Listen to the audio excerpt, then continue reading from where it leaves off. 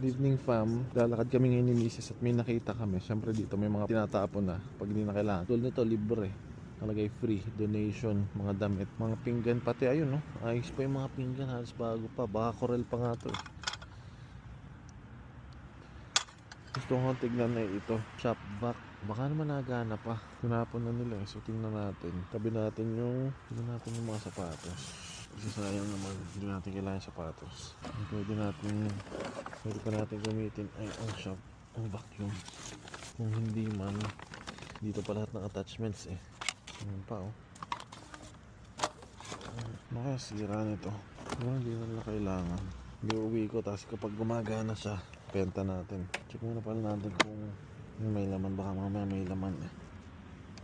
May lamang basura sa loob. Yung filter niya, ayun. Tatanggal natin yun.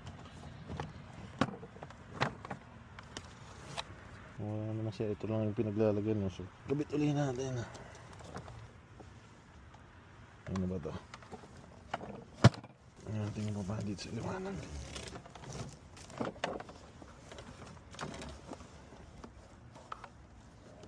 Saan ba ito nakatutok? Hindi ko na alala.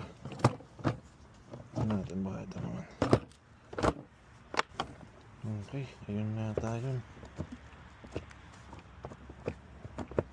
Pero para saan to? Tama kaya pagkakakabit ko? Siguro naman. Ayos din naman yung saksakan. Ayun o. Saan natin ilululun to? Baka dito. Para matias natin. Bakit kaya tinapon? Kung sira, tatapon ko na din ulit pabalik dito sa basurahan. Dami mga tinatapon na ganito dito eh. Hindi na kailangan. Siguro okay na to. Thank you. Sorry. Okay, saksak natin. Para makita kong gumagana siya. Bali pa yata.